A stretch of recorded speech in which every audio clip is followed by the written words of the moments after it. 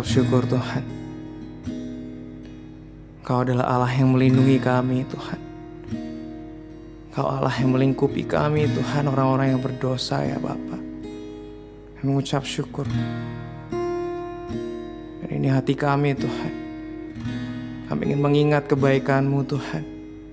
Kami ingin mengingat segala apa yang Kau sudah perbuat untuk kami Yesus. Kami mengucap syukur Tuhan. Lingkupiku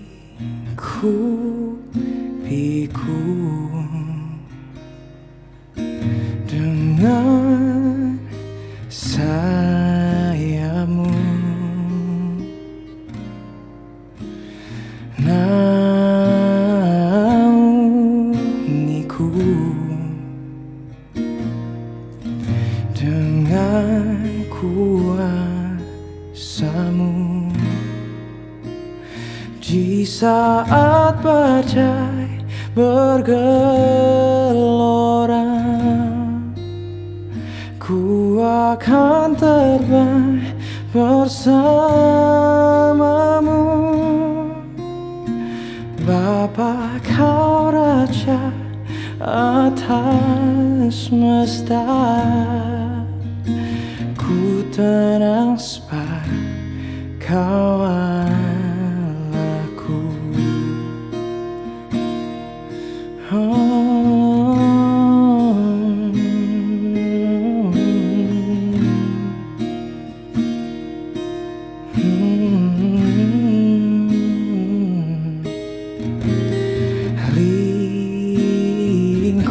Lingkupiku dengan sayap-Mu,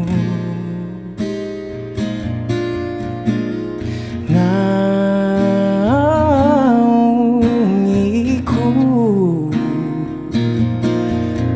dengan kuasa-Mu. Oh, di saat badai bergelora, ku akan terbang bersama-Mu. Bapa, Kau Raja atas semesta, ku tenang sebab Kau Allahku. Oh, di saat badai bergelora, ku akan terbang bersama-Mu. Bapa, Kau Raja atas semesta, ku tenang sebab Kau Allahku.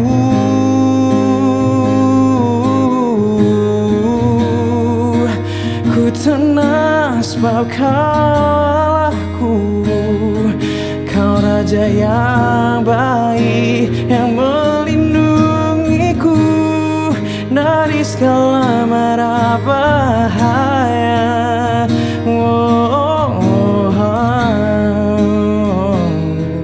Kau Raja yang rela mengorbankan hidupnya untukku. Kau rela korbankan nyawa-Mu. Kau rela membawaku kembali jadi anak-Mu lagi, mengembalikanku, mengangkatku. Aku Tuhan yang bukan siapa-siapa, aku yang sering menyakiti-Mu, aku yang sering menjauhi, aku yang sering melupakan, mengindahkan-Mu.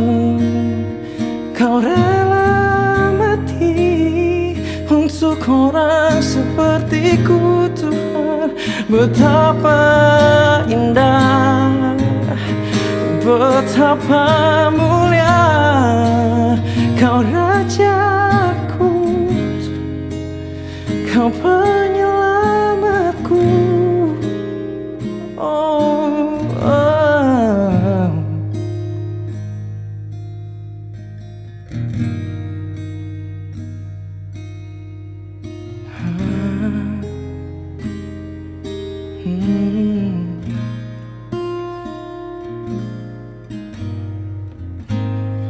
Siapakah aku ini, Tuhan? Jadi biji matamu. Dengan apa kan ku balas, Tuhan, selain puji dan sembah Kau? Siapakah aku ini, Tuhan? Jadi biji matamu. Oh, dengan apa kan ku balas, Tuhan, selain puji dan sembah Kau? Siapakah aku ini, Tuhan? Jadi biji matamu. Dengan apa kan ku balas, Tuhan, selain puji dan sembah Kau? Selain puji dan sembah Kau, selain puji dan sembah Kau.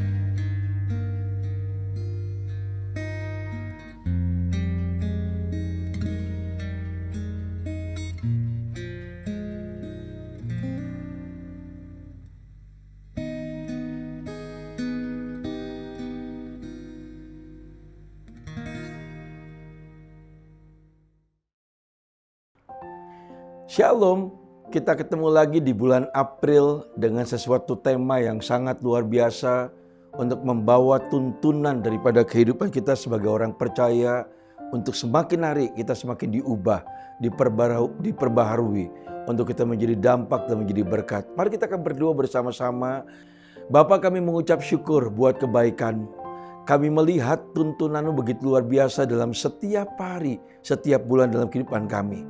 Karena kami tahu benar bahwa Tuhan merindukan kami untuk hidup kami menjadi satu berkat, menjadi saksi Kristus, dan nama Tuhan dipermuliakan, kerajaan Allah dibesarkan.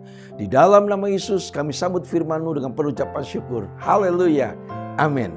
Mari warga kerajaan, kita akan buka sesuai dengan tema daripada bulan ini, bulan April, yang berbicara mengenai tentang rendah hati. Tuhan suka dengan kerendahan hati. Di dalam 1 Petrus pasal yang kelima, ayat yang kelima, firman Tuhan demikian berbicara. Demikian jugalah kamu, hai orang-orang muda, tunduklah kepada orang-orang yang tua.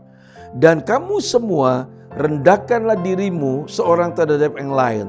Sebab Allah menentang orang yang congkak, tetapi mengasihani orang yang rendah hati. Surat-surat ini ditulis oleh seorang Rasul Petrus. Dia memiliki satu latar belakang yang dulunya dia orang biasa, seorang pekerja, nelayan yang hidupnya yang tidak pernah berpikir bahwa dia akan menjadi seorang rasul yang dipakai Tuhan dan banyak orang dipulihkan, disembuhkan melalui kehidupan dia. Nah, saya teringat dalam satu kisah tentang satu film yang ditulis sudah berapa puluh tahun yang lalu, bicara tentang satu kapal Titanic. Saudara masih ingat ya saudara? Pada saat itu saya nonton film itu sangat luar biasa, saya kagum dengan satu cerita yang dibuat oleh seseorang yang membuat kapal pesiar Titanic yang sangat besar luar biasa. Dan sejarah menceritakan beberapa berkata bahwa kapal ini tidak akan pernah mengalami sesuatu apapun kehancuran dalam kapal ini karena dibangun, dirancang dengan kekuatan begitu rupa saudara. Tapi kita melihat waktu kita menyaksikan film ini itu membuat saya terkaget-kaget saudara. Rupa-rupanya waktu dia membangun itu dengan biaya yang mahal, dengan perhitungan yang matang. Tapi karena kesombongannya, karena keangkuhannya, dalam film itu menceritakan, sejarah membuktikan kapal itu mengalami kehancuran, tenggelam. Dan berapa ribu orang meninggal saudara. Rupa-rupanya dari film ini satu pelajaran di dalam kehidupan kita. Hati-hati dengan kesombongan. Hati-hati dengan keangkuhan. Yang menganggap bahwa diri kita adalah orang yang paling benar.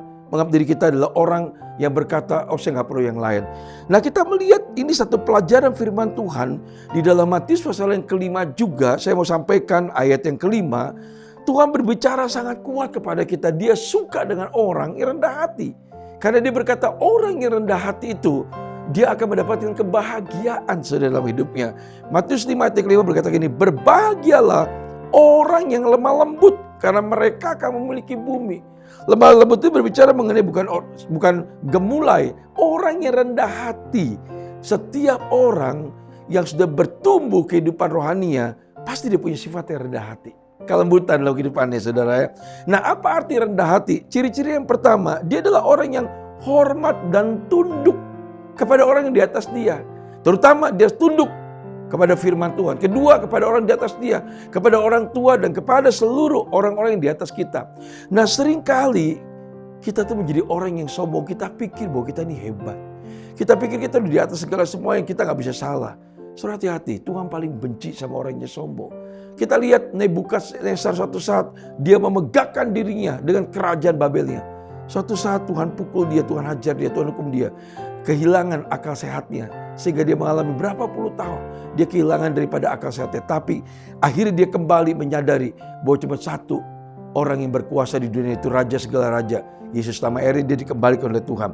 Yang kedua, memang untuk kita mencapai daripada kesabaran ini, perlu yang rendah hati ini. Kita perlu yang namanya ada waktu, proses. Tidak ada orang yang rendah hati itu langsung. Itu semua perlu proses. Perlu waktu. Saya ingat hamba-hamba Tuhan, nabi-nabi Tuhan di Alkitab. Waktu dia dipanggil Tuhan, baik Musa, baik Daud, baik Abraham. Dia pernah mengalami kegagalan. Paulus juga, semuanya. Tapi dia tidak pernah diam di tempat. Dia bangkit, dia belajar lagi. Dia mau dibentuk. Dia mau belajar firman Tuhan, menjadi orang yang tunduk pada firman Tuhan. Dan kepada bapak-bapak rohani, mentor rohani yang telah mendidik dia. Itu perlu waktu saudara, perlu proses, perlu kesabaran. Yang paling penting, kita mau belajar, dibentuk, dididik oleh bapak-bapak rohani, oleh mentor-mentor rohani, oleh sesama kita. Waktu kita ditegur, kita rendah hati. Ini yang Tuhan mau. Nah saudara, saya akan tutup dengan satu contoh dalam pelajaran bangsa Israel. Kalau saudara masih ingat tentang pelajaran bangsa Israel, suatu saat Tuhan berjanji, saat Tuhan menyampaikan firman itu kepada Musa berkata, bawa bangsa ini masuk ke tanah perjanjian Kanan. Tapi kenapa Tuhan gak langsung bawa? Di dalam Keluaran pasal yang ke-13 kalau saudara baca ayat 17 sampai 18, 21, 22, itu satu pelajaran luar biasa. Pada saat itu Tuhan bawa dia ke padang gurun. Kenapa saudara? Karena Tuhan mau mengajar dia tentang arti kerendahan hati saudara. Supaya dia tidak sombong. Karena supaya dia terbentuk karena mental daripada budak, mental daripada kehidupan yang lama itu melekat kepada bangsa Israel. Nah hari-hari ini Tuhan juga mengajar kita mungkin dengan segala kejadian-kejadian yang menyakitkan kita. Dengan kejadian-kejadian mungkin yang membuat hati kita tidak enak. Tapi mari kita bersyukur waktu kita dibentuk, waktu kita dididik, dilatih oleh Tuhan. Mari kita ikuti kehendak Tuhan. Ya saudara, nah kita belajar. Karena apa saudara? Apa yang kita lakukan waktu kita mau dibentuk, maka itu akan membuat kehidupan rohani kita, akan membuat kita menjadi orang yang terbentuk, menjadi orang yang rendah hati. Nah saudara, kita belajar dari satu firman Tuhan ini melalui bangsa Israel. Apa yang terjadi? 2 orang yang masuk tanah perjanjian. Tapi sekian daripada seluruh bangsa Israel mengalami kematian di padang gurun. Jangan seperti ini sebagai contoh. Nah hari-hari ini, mari kita belajar menjadi orang-orang yang rendah hati. Karena dia berkata, berbahagialah orang yang rendah hati. Dan orang yang rendah hati akan ditinggikan oleh Tuhan. Tuhan memberkati Shalom dimanapun saudara berada. Haleluya. Amin.